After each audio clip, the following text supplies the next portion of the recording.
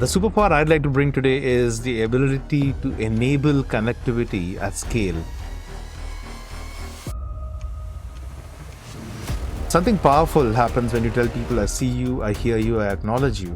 It just helps people connect a lot better, and it's certainly, in our opinion, a lot better than the default of ignoring people. I'm hoping that in about 3 years' time, none of us will have to attend or hold a session where we don't give a voice to the audience. From the city of Peaky Blinders, Birmingham, England, I would like to introduce you to Paddy Dhanda. As the world becomes more automated and the robots take over, it's imperative that we build the right human skills for the future. So pull up a chair, grab a samosa or two, and make yourself very uncomfortable.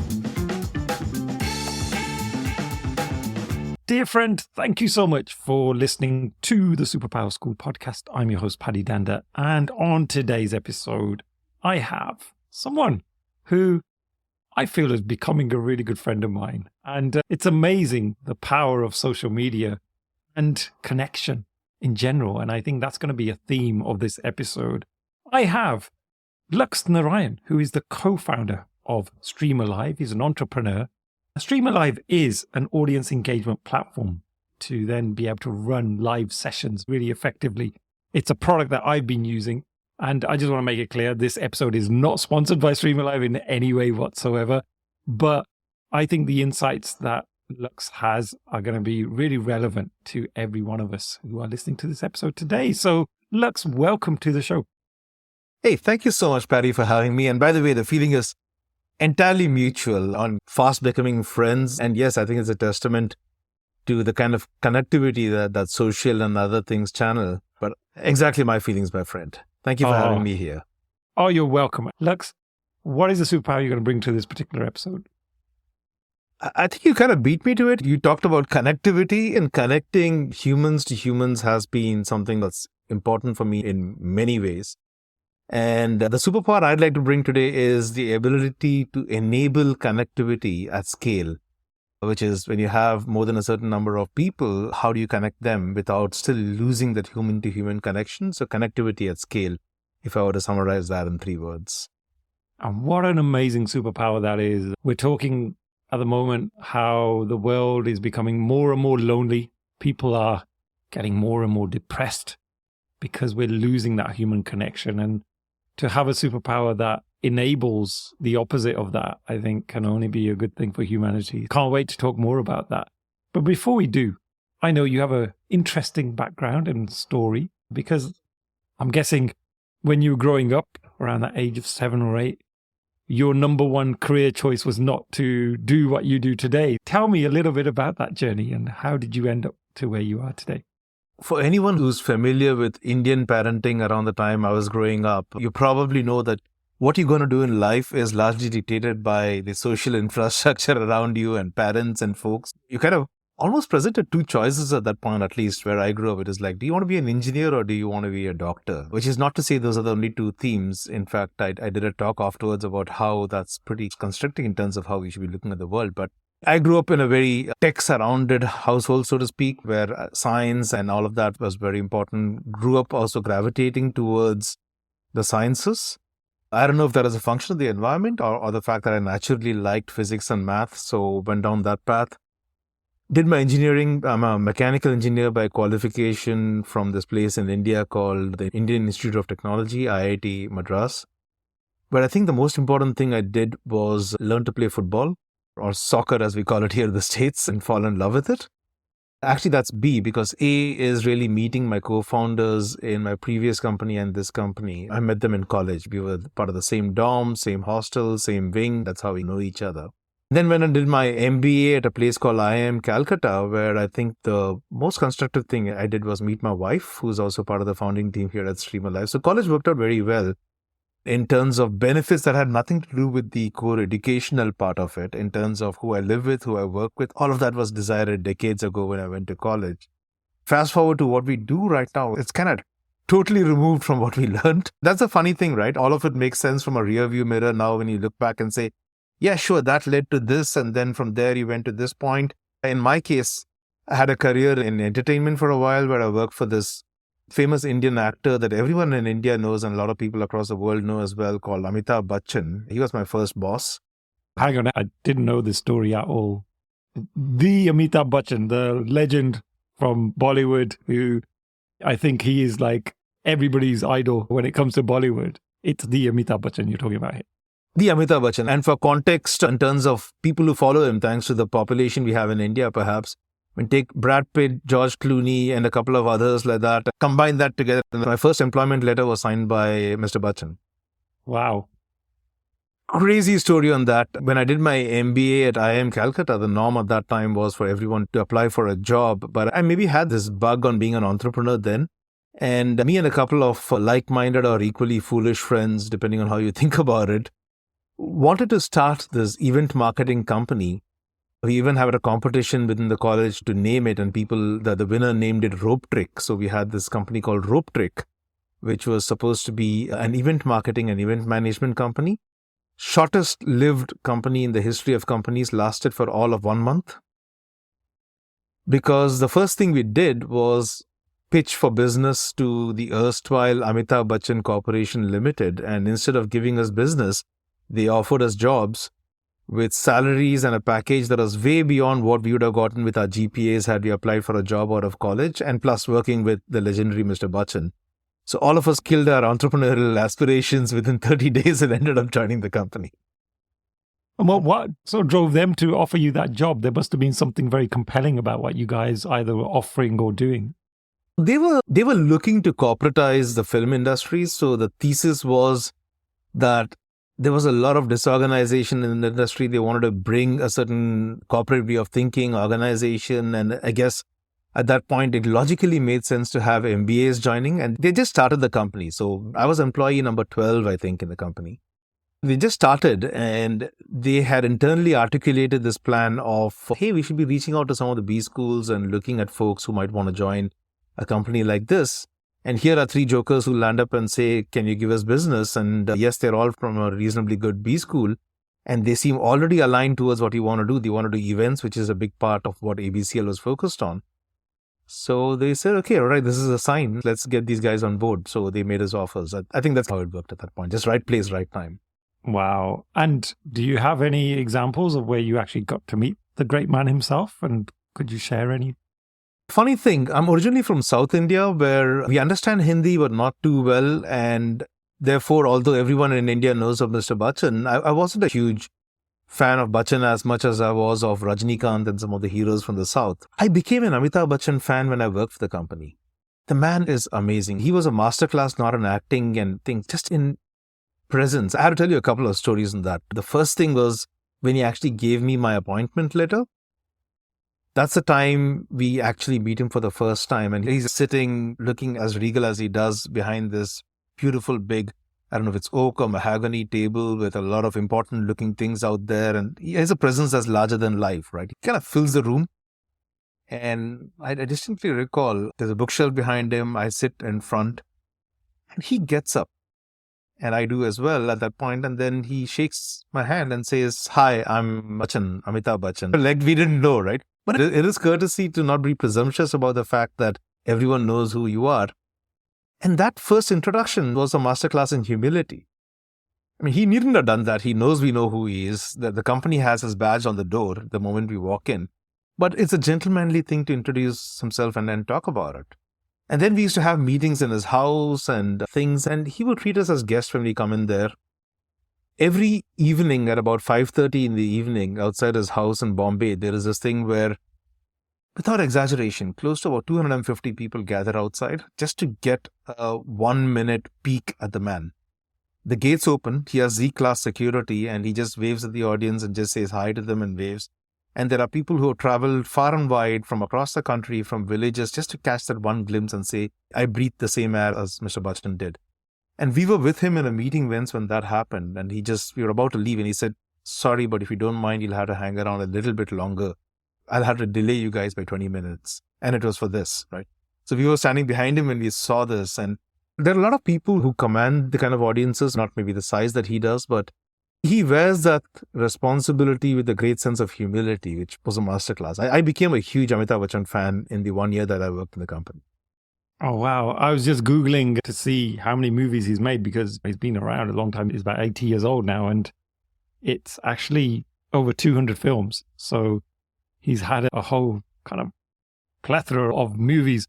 My most memorable is Sholay, which was almost inspired by some of the spaghetti Western movies, back in the day, Clint Eastwood and some of those folks that went on to star in. But he just absolutely blew me away in that movie. I think that's where I just became a massive fan of his. And then beyond that, there's just too many to name. Do you have a favorite or two? Interestingly, I love his songs and his voice and what he brings to... There's a lot of renditions of his father's work. His father was a poet, Harivansh Bachchan. His father wrote this beautiful little parable or story about these friends. Their names are, I recall right, Eer, Beer and Fateh. Yes, I remember the song now. You remember the song? That's a poem or a song written by Harivansh Bachchan.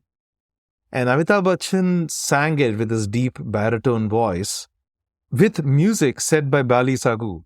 So that to me is a beautiful piece of art because it transcends generations. It's father and son, and it transcends even more generations because Bali Sagu was at that point was far younger than Mr. Bachchan, totally different genre of music, but he was open to all of that. So it captures a lot of things handed over across generations, working across boundaries and geographies, across genres, and still making beautiful art together. So lots of movies, and Sholay is a personal favorite as well. But I'm a big fan of his music as well.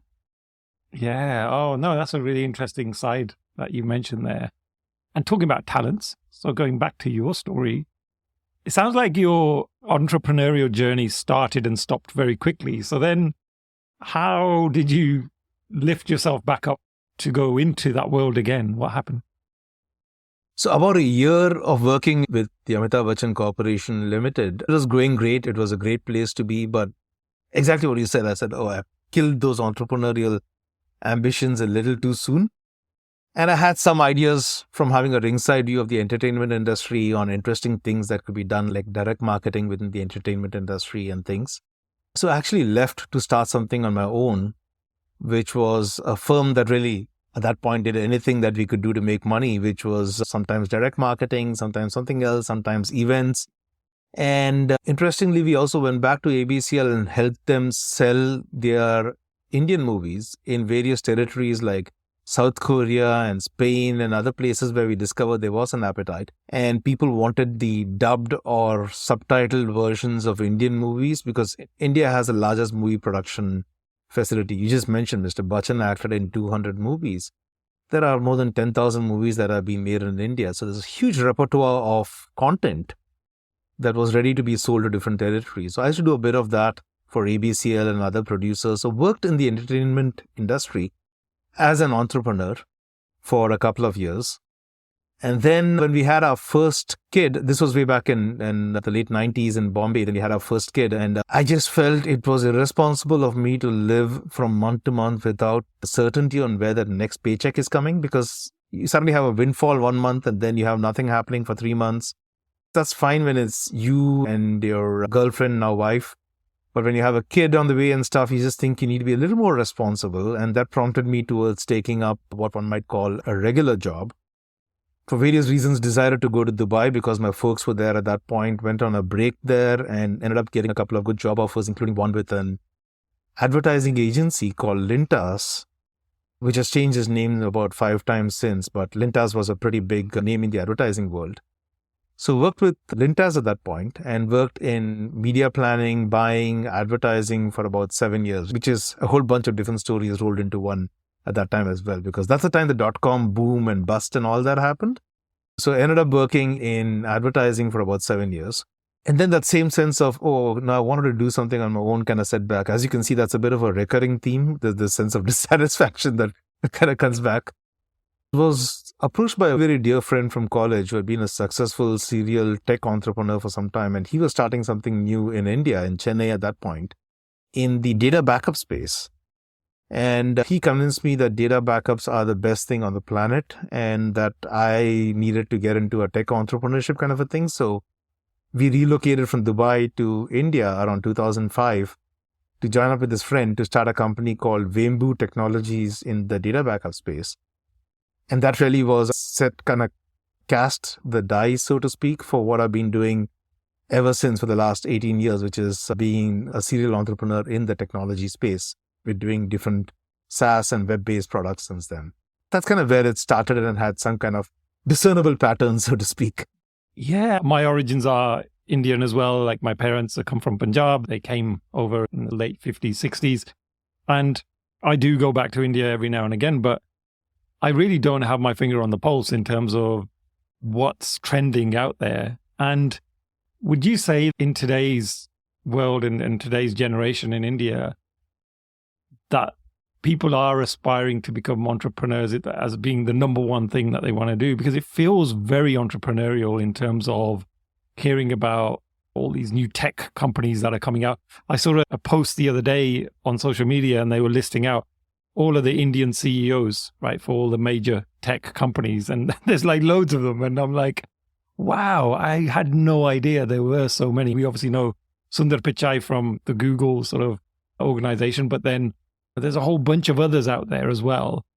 What is this new generation wanting to be when they grow up? And I guess from your side, having been on that journey, what would you recommend and advise those people? I think you're absolutely right. There has been a very discernible change in perceptions, options, and what is considered a career option, so to speak, which also translates into things downstream and upstream, right? It's translated into a lot more flexibility when kids want to do something different in school or college and the kind of streams they want to pursue. We talked about a little while back where when I was growing up, at least in the society I grew up, you were expected to be a doctor or an engineer more often than not. And now that canvas, it was always broad, but it's more broadly acceptable at this point, right? And some of it has come from success stories like the ones you described, because people are going to look up to Sundar Pichai or Satya Nadella or the CEO of IBM, Shantanu Narayan of Adobe, and a whole bunch of other names and say, oh, wow, those people started here. And a lot of them are also first generation Indian immigrants into the States or wherever they live, right? So there is a story there of was born and grew up in India, which is also a lot more relatable for people.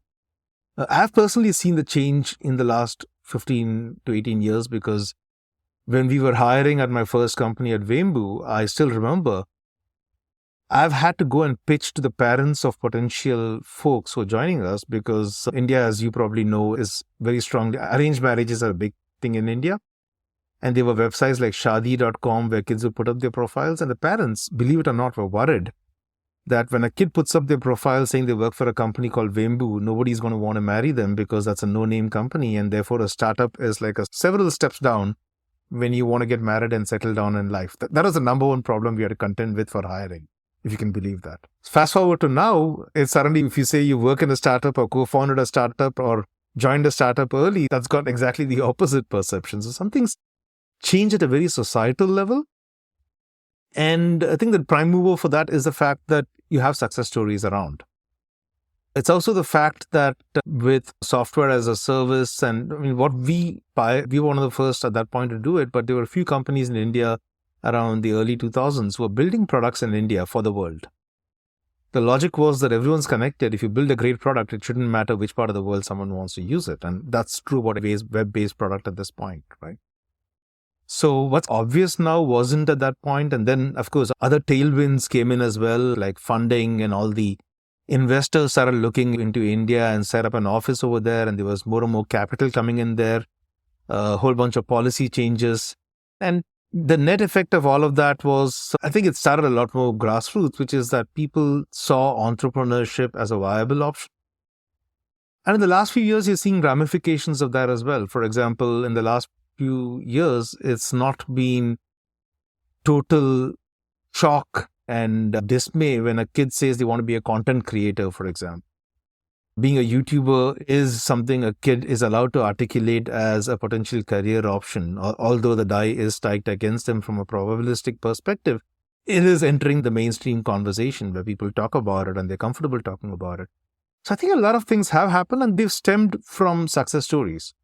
Because you can point a finger at, look at these people who did amazingly well. They may still be the outliers, But at least there are examples for people to look up to. There are startups that were started by founders from very humble beginnings, and there is relatability from that perspective. And I think it's continuing to happen. You're going to see a lot more of that. Yeah, no, I completely relate to that. My son, who's 11 now, when he was about 9, he went, Dad, I want to become an influencer. And I was just looking at him thinking, what on earth? Because for a kid at 9 to be telling me that's what they want to do, and I had no idea what a real influencer does. I was completely out of my depth. But now I understand it. And in some ways, I'm thinking, actually, that's not a bad career choice. With everything going on, with the power of AI and the world changing so much, maybe being an influencer isn't such a bad career choice after all. But hey, we'll see. So, Lux, I heard you speak on another podcast, and you mentioned during the pandemic, you wrote a book. Could you tell us a bit about that? Because I think for me, there's lots of different dimensions to you, right? You've got your entrepreneurial spirit, but then there are these other talents that you've got as well. And just talk to me a little bit about the book. What was that about? Thank you. Yeah, you could describe that as an extended midlife crisis or multiple talents. Take your pick, but yeah. Definitely talents. Come on. I'll take it. Thank you. I like to keep busy. I like to do different things, and I like to have counterweights to what you do at work, because entrepreneurship can take a lot out of you in a good way, but it's good to constantly keep that perspective that it's not everything there is to life. There are other things that they need to define you and that you need to make time for, right? From family and friends and hobbies and everything. The book, however, came from a combination of a bright space and a dark space, so to speak. What happened was, just to fill in the gap, after Vembu, which I did for some years, I co-founded a company called Unmetric in the social media benchmarking space. And that company's journey is one I describe as from a bedroom in Chennai in India to a boardroom in Copenhagen, because in the end of 2019, we were acquired by a Danish company, which was acquired by an American public company called Cision in the PR space, which was then acquired by a private equity group. So long story short, we moved in 1 month in October 2019 from being an independent company of about 75 people to having a corporate great-grandparent within the span of 1 month. And I thought, okay, this is going to be utter chaos, but then sometimes life gives you lessons. We had a personal chaotic incident with our older son who was on a semester abroad, who had a crazy medical emergency with this rare autoimmune disease called Guillain-Barré syndrome when he was in Germany. And long story short, it ended up with us spending the next 4 months in hospitals and him having to be airlifted from Berlin to the States. And then he gets discharged from hospital in Jan 2020, and the whole world goes into lockdown a month and a half after, but we're still going to hospitals for the next 6 months. The reason I bring this up is just to give you a sense of the kind of mental space I was in at that point, because there's a lot of stuff happening. And when your child is hurting and stuff, that obviously takes a lot out of any parent, and I'm sure you can relate to that. Because of all that, I also left the company that I founded, that had gotten acquired, just needed to spend the time at home with our son and with myself. And I'm glad I did that at that point, because it gave myself the space from a mental perspective just to have that freedom of thinking and doing what you need to. But then I also found that I had more time than I had in a very long time. So there was ideas behind the book you mentioned had been in my head for many years. Can't see it if you're listening to the podcast, but it's called Name, Place, Animal, Thing. And I look forward to giving you a copy when you meet in person, Paddy. Oh, I'd be honored. I'm already really excited about the cover, because I just love the very simplistic visuals. For anyone that can't see it, just got some very strong colors, and just grabbed my attention immediately. Thank you for saying that, because when we did the cover, fun fact, I had feedback from people saying, I think it's a children's book rather than a book for adults. And at that point, I had to make a decision saying either double down on it or say, no, we got to redesign the cover so it looks a little more adultish. And I decided to double down on it. It's a cover done by someone in Berlin, interestingly, a visual designer in Berlin. And the brief to him was to make it look like a children's book, because the idea was it needs to appeal to that child that we've silenced a long time ago and give a voice to the child. So I said, if people are saying it's colorful and looks like a children's book, maybe we've done our job. What I'd done through Unmetric was I had these ideas which had shaped into a talk that I did in a couple of times. And then someone told me, sometimes you need a little nudge. So there's this gentleman who was on our advisory board at this. He died during COVID around that time, God bless his soul. But at that point, he mentioned to me that these are powerful ideas. Maybe you want to bring it out in the form of a longer piece of work, perhaps a book or something. And sometimes that little nudge that someone gives you is all you need to say, okay, maybe there is something here. And this gentleman, Anant Rangaswamy, that's what he did for me at that point. I used to travel a fair bit on work because the previous company on Metric had people here in the States and people in India. And I used to fly to and fro at least about 4 to 5 times a year. So a lot of long flights where I would jot down these ideas and use those times to... So I had the skeleton of a whole bunch of points. To give you a too long, didn't read version of the book, the title is Name, Place, Animal, Thing. And the book is like if you've read Jonathan Livingston Seagull or Monk Who Sold His Ferrari or Who Moved My Cheese. It's like a fable or a parable with lessons in between. So it's non-fiction in the guise of fiction. And the whole idea is in reverse. It starts with thing, where it says make more things. It can be physical things like stuff like art and things. It can be virtual things like a podcast that people listen to on like the Superpower podcast and learn things and do better things. So make more things and a framework for how you think about making things. Animal is get in touch with your inner animal, which is your body, your brain, your breathing and all of those things. Place was very apt during COVID, which was you don't need to travel far and wide. Maybe you need to travel near and narrow because most of us have stuff in our backyard that we've never seen. We probably need to look at those rather than have to travel far and wide. And name is actually, to go on a total tangent. You had a podcast issue, I think it was Leslie or someone who talked about how to describe yourself in 50 words, right? Yep. Name is basically the fact that when people ask you, so what do you do? All of us tend to respond with what it says in the top line of our LinkedIn profile. But there's so much more to us, as you and I had discovered with each other in our conversations. And I'm sure it's true of everybody who's listening to this podcast or not. But we should give vent to those names as well, beyond just what we do for a living. So embrace those cells of you that go beyond what you do for a living as a part of name. That's the gist of the book. Became my pet project, became my solopreneur project towards the end of 2020. And funnily enough, what I do now in StreamAlive, never saw it coming, but was born from that journey. I never thought it would happen. But the idea for what we do now, everything was born from the 3 months of working on the book. Oh, perfect. I was just thinking there for a moment. I had a recent guest and a good friend of mine, Kerry Nichols. She was also talking about this job title that we use as an introduction. And she said for many years she worked in banking and she's always given a job title. But now she's finally set up her own business and she thought, hey, for the first time ever, I can create my own job title and call myself anything. And I love hers because it's a chief mischief maker. And I just thought that's the best. And she said she's got way more LinkedIn followers as a result of having that job title because people are so curious to know what on earth is that all about. Whereas if she just said, I'm the VP of XYZ, that's just like everybody's got a similar job title. So there's nothing that engages you with that, but really interesting. So moving on to StreamAlive, I have to say, for those of the listeners that have never heard of StreamAlive or never used it, I think, just a personal endorsement from myself, it's been one of the most valuable tools that we've added to our arsenal from a collaboration and events perspective. And I'm not just saying that because I've got Lux in front of me, but I came across your sort of application very soon after it was launched. It was on one of the kind of marketplace websites, which is AppSumo. And we were lucky enough to get a lifetime deal on it back then. I'm going to get you to explain exactly what it does in a moment. And I say we because, as some of my listeners will know, I co-host a monthly meetup called the Visual Jam with my good friend Grant Wright. And we have a whole bunch of creatives who join that every month. And we were really looking to see how we could boost our collaboration, the experience for people that were coming to those events. And when I came across your platform, it was just a no-brainer. I was like, this is exactly what we need. And hence we made that step. And it's been phenomenal. So Lux, tell us, what is StreamAlive and how can it help people?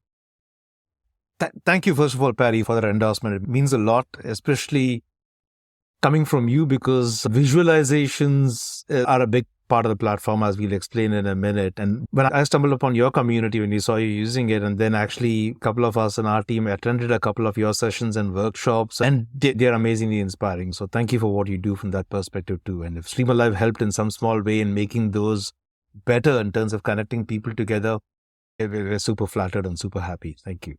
I mentioned StreamAlive was born. So there are two stories actually. One goes back to 1979 about my grandfather, and we'll bring that in later because I was actually thinking about this and it has some influence on what we do in StreamAlive. But first, let me pick up where we left off, which was we talked about the book. I didn't know the first thing when I wrote the book and stuff in the end of 2020. I didn't know the first thing about writing a book, editing a book, and marketing a book. Let's keep aside the fact that you might read the book and say he still doesn't know the first thing about writing a book, but let's keep that aside for a second. I signed up for a bunch of classes, and these were understandably online classes at this point. But even now, with the world returning back to sort of normalcy and being in person, it's still online classes because it's difficult to get a distributed bunch of people who want to write a book in the next quarter at this point in time to be in the same physical location. They're probably much better off meeting up online. So I signed up and paid for 6 different classes across these different subjects, writing, editing, and marketing books. Right? Class sizes ranged from 11 students to 1,200 students for the How to Get Amazon to Love and Bless Your Book class, which is delivered on YouTube Live. The other classes were typically more often than not run on Zoom, mostly Zoom meetings if you had less than 50 people in the room, Zoom webinars if you had more than 100. There were 2 or 3 sessions that actually were run on Facebook Live. So in effect, I got to attend classes on YouTube Live, on Facebook Live, on Zoom meetings and Zoom webinars. And I think one other platform that I can't remember at this point, but a whole bunch of live platforms. Right? I actually counted, I attended 56 live sessions in a 90-day period. So 2 things happened. One was I learned a bit about writing, editing, and marketing a book, which I took forward into writing and publishing, name, place, animal thing. But the second, I saw patterns time and again. I saw that the first session, more often than not, will always open with the presenter saying, hey, where's everybody joining from?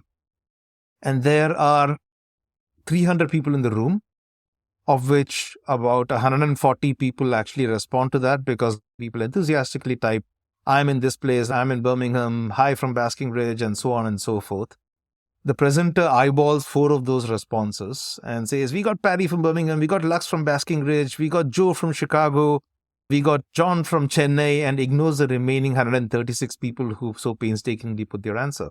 Now that, if you think about it, is something that all of us are used to, have seen, and have come to accept because, hey, what else can you do? If the presenter read off every single thing, he would sound like a geography teacher who's reading off the names of the places in the world. But it's pretty rude if you think about it. I mean, if I were to ask you a question and you gave an answer and then I absolutely ignored your answer, you wouldn't be too thrilled about it. Unless you are one of 200 people, in which case you're okay with it because you're like, hey, what else can he do? He's got to pick and choose, right? Rewinding back to my grandfather was the first public speaking teacher in Chennai in India in 1979. He started the school called the Effective Public Speaking Institute. And he had a rule which he used to implement and teach, which anyone who's spoken in public can use us to in some form or fashion. He would say, every 5 minutes, ask your audience a question. And ask them to answer, either the first time ask them to answer by raising their right hand. The next time, ask them to stand up and answer. The third time, ask them to answer by raising their left hand. And the fourth time, start them off standing up and ask them to sit down if they're saying a yes. So he was employing physicality to get a binary response of yes or no. And then he would read the room and say, yeah, 2/3 of the group thinks this way, or there are this many left hands and this many right hands. But essentially giving a collective visualization to the audience just based on physicality of movement. And essentially, you can't acknowledge every single person in a class of 40 people, but at least you can acknowledge them as a group, right? So to some extent, I think that was in the back of my head when we saw this over here. Or the person would ask a question like, tell us how you're feeling today, or what is the number one reason you joined this course? And people would get their answer, and then they would pick or choose 1 or 2 people and answer their questions and ask them a little bit more and stuff like that, right? Or they would ask them a question, ask them to scan a QR code, go to a different website altogether, do a whole bunch of browser gymnastics just to answer what they had for breakfast 2 hours ago. So it was very obvious that one-to-many communication was badly broken.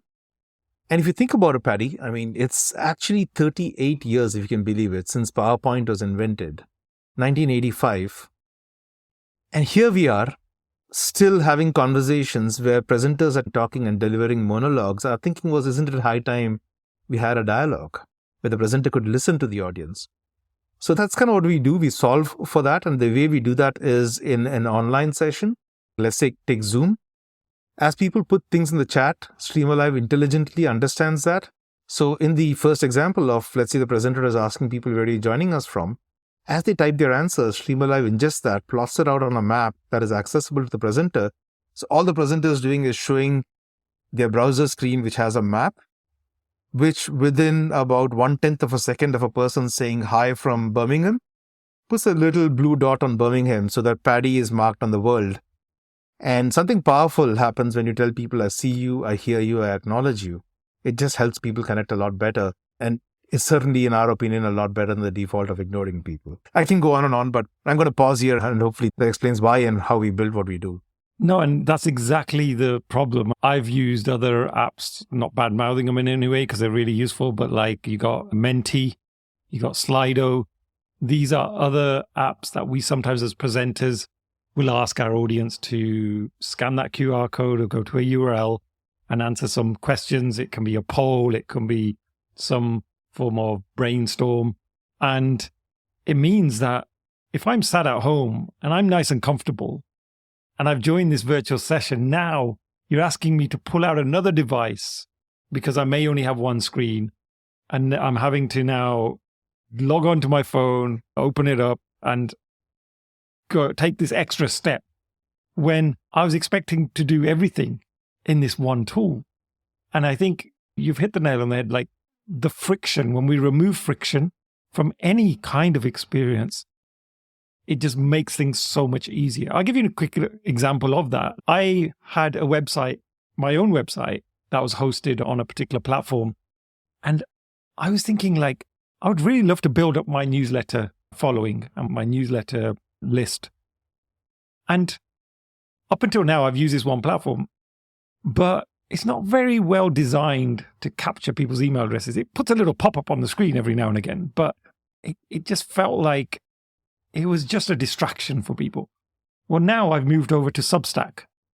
And for anyone that doesn't know Substack, it's a way of publishing newsletters, but it's designed very much for that purpose, to be able to capture people's email addresses in an ethical way. It takes out all the friction. There's no nasty pop-ups. It's literally you go to the site and it's there as a input box. And it just makes things so much easier. So when we design to remove friction, I think it makes things so much easier. But StreamAlive, how does it do it? Because it's quite clever the way you manage to make this a seamless experience. Could you tell us a bit about that? So certainly, and then just to react to what you just said, a big fan of Stack here as well. I love the fact that you use Substack for a lot of things beyond what it was originally designed. So yes, you have your newsletter on Substack, but if you also host your entire podcast on Substack as well. So you publish all the podcasts on Substack, and Substack is relatively new to the podcast game. So you're using it for all your publishing, if I get that right. Exactly. And I've only just recently moved over there. So I talk about the newsletter. I haven't actually published one yet, but I've written some content that I'm hoping to be sharing with the listeners. So please do look out for that. And I just wanted it to be simple, even as a creator, like to take the friction out, even for myself. And the fact that this platform has newsletters, kind of a blog capability, plus the ability to host a podcast, it felt like the right thing to do. So that's why I've moved over. It makes so much sense. And it's about friction. They eliminated the friction for you. They eliminate the friction for the people who are following you, because now I know that whether I want to listen to your podcasts or read those blogs that you're soon going to be publishing and those articles that you're soon going to be hitting, it's all going to be on the same place. And that makes it easier for me. So I think friction is super, super important when you're designing products, as you mentioned. That was a singular driving force for us as a product. So all those other products you mentioned, they're all amazing products. And they were some of the earliest products, Slido, Menti and others were some of the earliest products in the audience engagement space. And they literally created that space and they're pretty amazing. What happened was they were designed for the physical world, for in-person meetings, because when you're sitting in an auditorium, yes, of course, you scan your QR code. You do that with StreamAlive as well for an in-person meeting. When the pandemic happened, suddenly everyone went online and they used the tools that we had for a physical world for the virtual world because we didn't have any other tools. That's how it happened. So our central guiding principle became, don't ask people in a meeting to go to another product. They're already in a product. which is Microsoft Teams or Zoom or Twitch or YouTube or WebEx or whatever, and they're already overwhelmed and confused and distracted and things and stuff. So don't send them off to a browser, because they're going to look at what Kim Kardashian is doing and never come back to your meeting, right? So keep them here and make it easy for people. The central thesis became a very simple one if you think about it.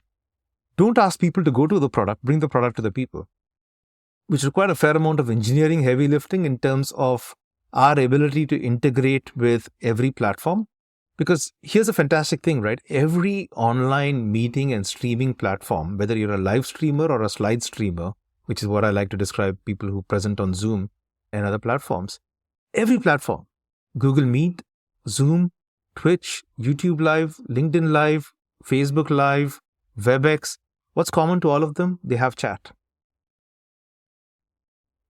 So our thinking was, if we can build a platform that integrates with the chat in each of these places, and that became a bit of an uphill task because each one is engineered differently. In the case of Zoom, you have to join as a bot. In the case of something else, you join with an API call. But it's different for each platform. But if we solved for that, how amazing would it be? Because people don't have to change a thing. They just type in the chat like they already are. Like you have a poll and you have 4 things and people type, yeah, I like 1 or 2 or 3 or 4, and the poll is reading off that. Or how are you feeling today? Happy, sad, amazing, awesome, and is reading those words and populating a word cloud. Typing where you're joining from, hi from this place, I live in this place, it's looking for locations, plots you on a map. If you think about it, my grandfather's thing had a binary thing, but now with the internet, you have so much more color in the chat.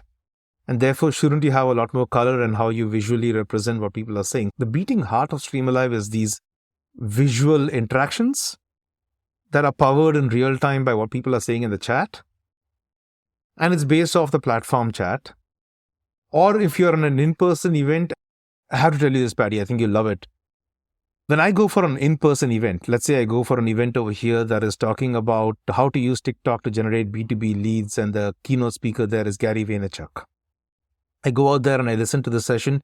I'm not here to listen to Gary, because if I wanted to listen to Gary talk about TikTok, I can probably find that on a YouTube video. I'm here to network with the other people who have a similar bent of mind. But here I am sitting in this conference room with 100 other people, and I can't have a conversation with them because I would end up disturbing the flow of the presenter because I get shushed by a whole bunch of people. But if Gary was on Zoom, I could do that because you could have a parallel chat. So we all talk about getting inspired by the real world and taking it into the virtual world. We saw a case for the reverse, where what we do for an in-person meeting is actually create a chat on your phone. So you click on a URL and you go into a chat where you can talk about anything under the sun, except when the presenter is asking a question like, where are you joining from? Your chat interface changes to request you to answer that question in the chat. So we just launched a hybrid version now. So just imagine you have 200 people sitting in person and you have 500 people who join the session from Zoom. The Zoom folks are typing in the Zoom chat. The guys in the room are participating on a mobile chat. And everybody is the same. Nobody is a second-class citizen. Every single voice is heard. That's really a core proposition. Move audiences from 95% ignored to 95% engaged, which is what you do by simply acknowledging people. What we built is a platform that plugs into chat as a vehicle across platforms and the real world and hybrid to give every single person's voice an opportunity to be heard as a visualization that pops up on screen so that nobody is ignored. On that point, I've actually just formulated an article that I'm going to be writing for the newsletter, and it's the exact same point, because I talk about when we go on holiday, at what point do we actually feel like we're on holiday, that it's actually happening, right? Is it the moment that we book the ticket? Or is it the moment that we pack our suitcase?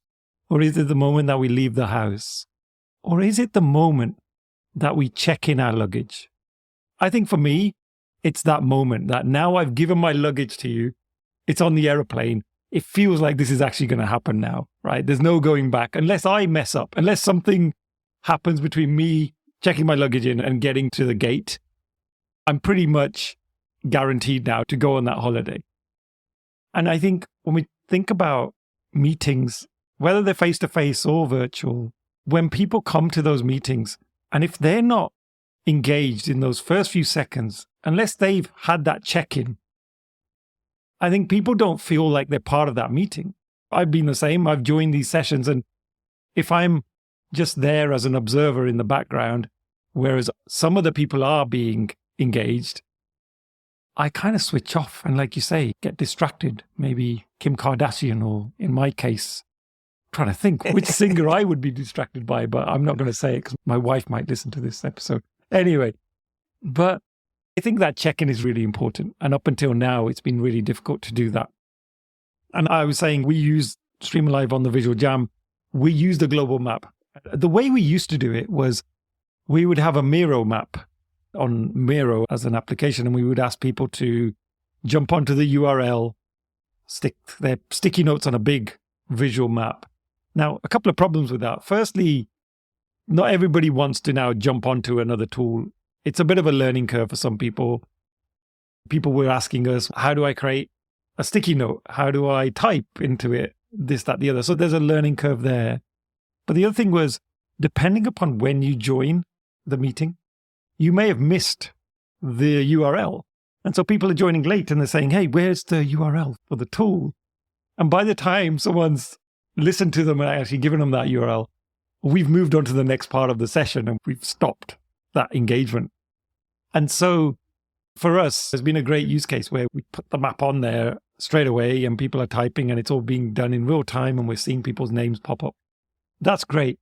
The other thing that's been really useful, we had a guest recently who said, I'm happy to give a prize away, right, during the session. And we normally give prizes away afterwards. We do like a competition on the Visual Jam. But he said, but it's going to be really difficult because, you're going to have X number of people on the session. Unless you've got a mechanism to pick a winner quickly, like it's going to be difficult. And we looked into StreamAlive and you've got a really nice feature on that now, right? Where you can randomly pick a name and it takes all of the names that are on the Zoom meeting, puts them into a big wheel, and then you spin the wheel and it stops someone by random. That was genius. And it really helped because we didn't have to do any kind of additional manual effort or labor to set that up. It was very easy. And it actually is quite visually appealing seeing the wheel spinning.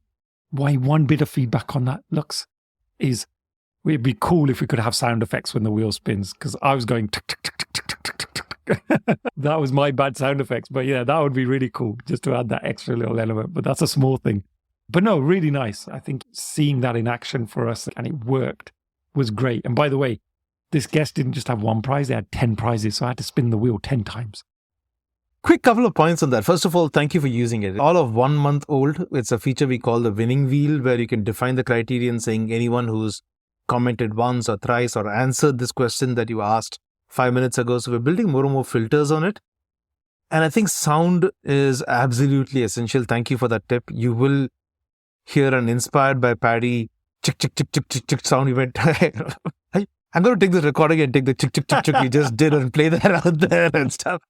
But I was just about to say, we love the way you use the magic maps in the beginning. You brought a very pertinent point about Miro, which is also an amazing product, by the way, to great for collaboration and brainstorming and everything.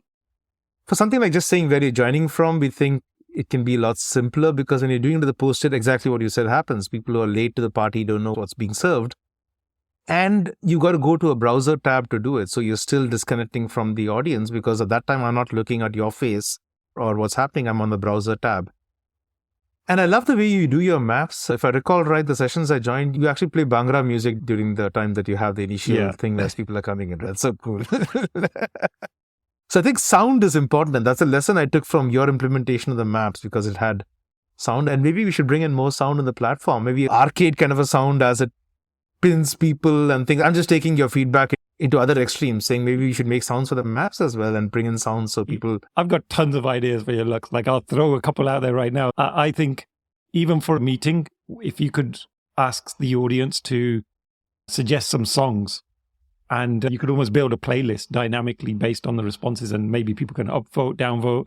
And then if there was a quick and easy way for us to then, I don't know, click on a YouTube link of those songs, or even we then have some time to very quickly create a playlist in the background, we can then play that. Because for us in the Visual Jam, people are always asking us like, hey, what song is that? But I'd love for people to be able to choose the tracks that we put on, because when we're doing some of the activities, we put some background music on. And I think, again, music is so powerful to change the mood of a person if we want people to be high energy and try and really ramp the energy up, then there's obviously that kind of fast, impactful music. But then equally, we sometimes want to slow things down. And I think music is wonderful for doing that. I think you're going to love this. If you've logged into StreamAlive in the last 4 days. Nope. All right. There's a new feature that launched 4 days ago called Link Library, which reads through the text, reads through the chat, and pulls up all links that people shared and then automatically filters them into these are LinkedIn profiles, these are YouTube links, these are Twitter handles, and these are Spotify links. That's one category we have there. We don't yet have the ability to say, combine all of these into a playlist. And I think we should absolutely do that where it says, this is the vibe of this tribe, so to speak. But right now it would pull up those URLs that people have saved and you can click on it and play it. And you can hit a share button and share that as collateral with the entire team. So first cut towards a vision that you just described, at least that first step, is just got launched 4 days ago. We still have some distance to go before we deliver what you asked for. We'll get there, Paddy. I think that totally makes sense. Oh, look, that's an amazing feature on its own. I'm just thinking about so many use cases just there. Like, one of the great powers of crowdsourcing is knowledge. And especially in the Visual Jam, I'm always amazed, even when we have some very big experts, like these are thought leaders in their field, giving a talk, there's always people in the audience who are then suggesting additional resources. Could be a book, could be a YouTube video, it could be a TEDx talk. But imagine you've got like 300 people on this Zoom meeting. Those links all get lost in the chat. And unless you download the chat, you lose those links. So you've got to be very quick. And I think what you've just mentioned there is an invaluable feature, because being able to very quickly and easily pull out all of those links in one go, what a great feature. I'm really excited by that. It's exactly what you described, Paddy. There's so much of wisdom in the crowd that we lose. In those 56 sessions that I attended while writing the book, there were at least a dozen where I had these old moments because I hadn't downloaded the chat in a Zoom session, and there wasn't a recording for some of them. And therefore, links that people had shared as great books to read or great authors or great designers, and here is someone who does XYZ service, I lost all those links. So the other thing we did with Link Library is you don't have to activate it. Once you let StreamAlive into the meeting, it's automatically doing it through the entire session. You can invoke it anytime you want, because it's that central thing on when you have a session with many people, it's not a speaker telling everyone that I have the knowledge and you're here to learn. It's just a speaker. The speaker is, in our opinion, always a facilitator, and is the excuse for these people who are like-minded in some ways to get together, and they have so much of knowledge and ideas and tastes to share with each other. We need to be harnessing it a lot more. And especially in this world that's getting more and more algorithmic and things, we need to bring that humanness front and fore, which is actually a collective representation of everything we've been through, right? Your story has, I can't think of any other StreamAlive user who starts their session with Bhangra, right? You probably don't have any other podcast guest who started their career, Amitabh Bachchan. But so each of us has our own little story that we bring to fore in these sessions, and we should be capturing it, man, right? Yeah, no, well said. And so, Lux, in terms of the future of StreamAlive, are there other exciting features on the roadmap that you can share exclusively on the podcast? So a few features we're building, we put a target to ourselves, saying every month we need to build at least one new visual interaction of sorts, and a lot of them or improve one. So thank you for giving us the sound part of it, because one thing is already ticked off after this conversation today for the winning wheel and maybe some of the other features.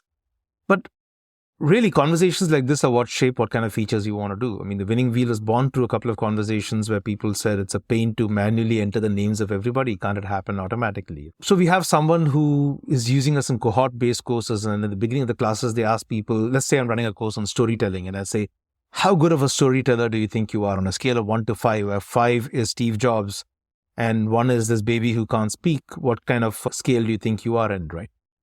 And hopefully they come up with maybe an average of 2.3. And at the end of the class, after going through what you have to teach them, they go to 3.5 or something like that. If they go below where they started off, you've got some reckoning and thinking to do. But so we're building a feature for that, for example, called Pulsing Points, which is going to capture the numbers that people put on the chat, 1, 2, 3, 4, 5, and render it like, you remember those?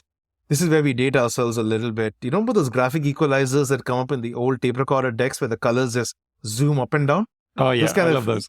I love those. So a visualization that when someone types a 1, the 1 jumps up and down. When someone types a 3, the 3 jumps up and down. There's something beautiful about cause and effect, right? When you type a button and something happens on that screen that happened because you typed something, it's actually a little dopamine rush that happens, right? So imagine the whole thing dancing based on what the audience is saying and then saying, okay, time up, the average is 2.3. So this is a feature called pulsing points.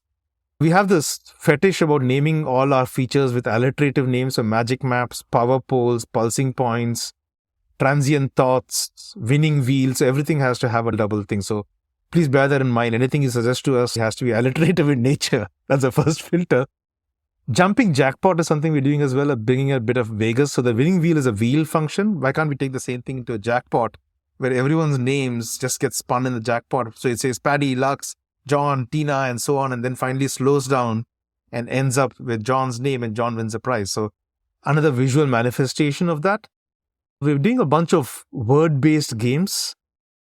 So imagine you could type something that is core to your product. So for example, you're about visual jam, and therefore visual thinking is important. So you could say visual thinking, and StreamAlive would jumble that up and make it an anagram. And in a break, it puts up the anagram.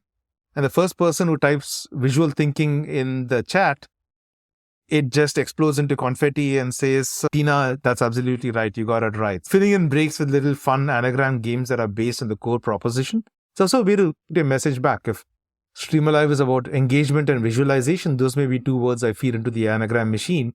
And as people are figuring that out, they also get the message of it's about this. So bringing fun really, right? It's like the winning wheel also, there's something very childlike about seeing a wheel spin, and it brings back memories of childhood, seeing it slow down and the physics of it.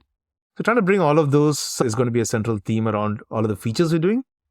We're also expanding platforms. So we just launched Twitch and Google Meet very recently.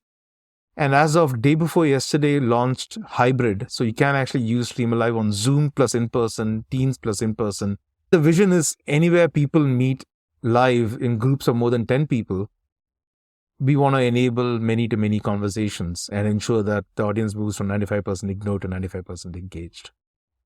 Oh, fantastic. And I just want to throw in one other awesome feature that you've got in there. As a host or the facilitator, you actually produce some really nice analytics off the back as well of the meeting. And you have things like who was the most engaged person in the whole meeting. And you do like a chart almost. And you can keep that to yourself. You don't have to reveal that to the audience. And I also love like the feature on YouTube where you can see a little graph underneath the video to see at what point were people most engaged. And again, when was a chat at its most busy during the session? And it gives you a little graph of that as well. So you can see, was it when I asked this first question, or was it during the dancing, or whatever you're doing on your meeting? I think that's really good as well. It gives you some insight into what did cause some great engagement during the session. So I think that's really important. I love the way you've done that as well. In terms of your future vision for the platform, what would you like to see with StreamAlive happen from this conversation onwards? If in a year's time we're sat back here and you look back, what would success look like for this year for StreamAlive? Is it just about growth, or is there something other than that for you? So this year, it's a function of the stage of company. Just very quickly to react on the analytics point that you mentioned, Paddy. That's another thing about journeys. Previous company, Unmetric, was in the social media benchmarking space, was an analytics platform. So to some extent, we have a bit of an analytics hangover, which kind of spilled into StreamAlive in some ways. I'm glad you liked it, because I think it can be pretty useful to plan for a better session next time around based on what worked and what didn't, which is a good segue. So there's a lot of plans for StreamAlive on the roadmap as we discuss in terms of product and making presentations better and stuff, right? So we joke internally, sometimes we say the motto is MAGA in some ways, make audiences great again, by giving them a voice and making them heard in some ways. Right now at this stage of company, it is going to be a growth number where it's going to be maybe in a year, because what we're seeing is a lot of people who sign up for StreamAlive are signing up because they saw it being used in some other session. Someone is an audience at somebody. Each time you use it on the visual jam, I think we have a couple of signups that happen because people look at it and say, wow, I want a slice of that for my next session. So thank you for that. Therefore, the challenge becomes how do you get more and more people to discover it? And we've been under the radar. You're one of the first people who discovered us. We went public in December, and I think you discovered us that month. So you're one of the early users. And we've still been quiet for the first 6 months of this year. We're going to become a lot more vocal from the 1st of July in terms of putting content out there, helping people discover us a lot more and things. We're solving a few things before that, like building an emulator so you can see how it's going to work so that you get that wow moment much sooner than having to wait for your next Zoom meeting to see it in action, things like that, before we actually go all out. But it's going to be a target in terms of numbers. We're hoping that in the end of this year, we'll have more than 10,000 presenters using StreamAlive. Right now, we have about 1,500, and we want to hit way above 10,000 because then catches a velocity and momentum of its own, because those 10,000 people will present to, maybe if you take an average of 50, you're going to have 500,000 people exposed to it, and some of them will sign up. So it's going to be a number like that. But the larger term aim is something like this, Paddy. I'm hoping that in about 3 years' time from now, if anyone experiences, just like I studied in college at a time when people are still using, if you remember those transparencies that they would put on overhead projectors, and it would be on for those of you who have no clue what I'm talking about, it's like a sheet of cellophane paper where someone would have written something. It would be put on a little light box device that would project light through it and put that on the wall. And that's how you see, it's called a transparency, right? I'm sure none of us have seen a transparency in the last 5 years. In the same way, I'm hoping that in about 3 years' time, none of us will have to attend or hold a session where we don't give a voice to the audience, whether it's in person, whether it's virtual, whether it's live. It would almost be considered rude and obnoxious to have a session where a person continues to speak, unless it is a 5-minute session, in which case they can be excused. But for anything more than 10 minutes, you need to have a conversation, hear the audience as well. And the norm becomes one of conversation and dialogue as opposed to monologues, is really what I think the long-term aim is. You want to change how people fundamentally communicate in large groups. Oh, it's a fantastic mission and vision. I love that, Lux. Before I jump onto my final question, it's so refreshing seeing someone who's working in tech actually listening to the real users of their product, and the fact that you attend other presenters' sessions, like you mentioned, you came along to the Visual Jam just to see how we use it. Maybe you'll pick up some insights around what more you could do with the product, and then you listen. You mentioned the spinning wheel, where you've listened to some of the real users and then taken that feature up and built it. I was only joking about the spinning wheel and the sound effects, but hey, if you do it, that would be awesome. I would be. It's happening. It's happening. So that would be absolutely amazing. Just to finish off, something listeners often ping me and say, Paddy, what resources would you recommend on this subject or that subject?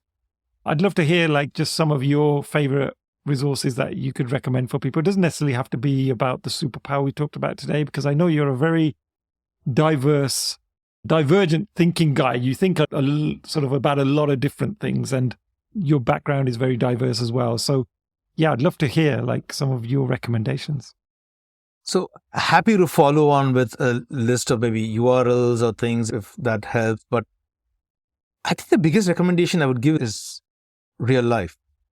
A lot of things that we do at StreamAlive and that I do in the other things that I like to do are inspired by things you see in the physical world in real life. And increasingly in a world where we're all talking ChatGPT and things, I think we forget that we are living, breathing carbon life forms that are existing in ether and moving around and interacting with each other. There's so much inspiration over there. For me, that really is the biggest thing. And just to give a little more legs to what I'm talking about, I'm a big fan of stand-up comedy. I fancy myself as a comedian, do sets once in a while and stuff when I can, and I love it. So the reason I bring that up is not to brag or something, but just explain how it changed my perspective on one simple thing. Before I started doing stand-up comedy, when I'd be in an airport, I would be clamoring to finish my last email because Wi-Fi is ridiculously priced and therefore I don't want to pay for it on the flight and I want to finish it before I get on the flight. And I would be oblivious to everything happening around me. Now when I'm going for a flight, I have my phone open because I have my notes open or Notion open, and I'm writing ideas that happen from things that people are doing, because all of it is comedy fodder. I mean, airports are one of the best places to get inspiration for stand-up comedy, right? So suddenly that changed my lens on how I look at the world. I suddenly started looking selfishly and greedily for material initially, but just made me a lot more observational and a little more in the moment as opposed to being totally disconnected from my environment. In August last year, I was in Edinburgh for the Fringe Festival. And it was one of the most magnificent things I've seen. I saw people engaging their audiences in different ways and having conversations. I saw improv shows. I saw so many different things and came back with a whole bunch of inspiration and ideas for, in general, for life and for StreamAlive as well, right? This year in August, I'm going to be there as well. Hey, side note, I'm going to reach out to you to hopefully on my way between London and there, drop in at Birmingham and say hello if that works for you. But 100%, we're going to make it happen. Yeah.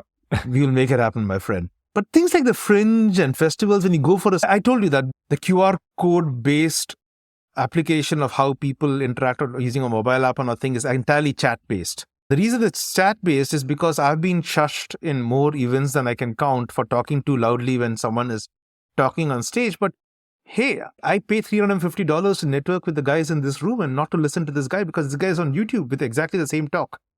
So there's so much. StreamAlive, the inspiration was born from the virtual world, but we're increasingly taking lessons from the physical world, right? You're taking Bhangra, which is a fantastic Punjabi dance form, into an opening icebreaker when you're doing things, right?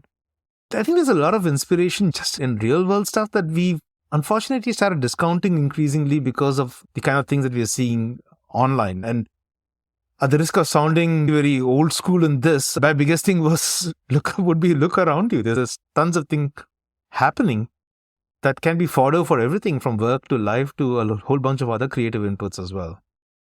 Wow. I'm going to say, Lux, I've done, by the time this episode gets published, we'll have done well over 100 episodes. And out of all of the guests, like, you're the first person to say exactly what you just said there around look to the real world and look to your surroundings. I think that's a really useful insight, because even when I was talking about my newsletter and I'm trying to get that off the ground, one of my big challenges was, am I going to have enough material on a regular basis to be able to share with my audience? What could I possibly talk about every other week in that newsletter?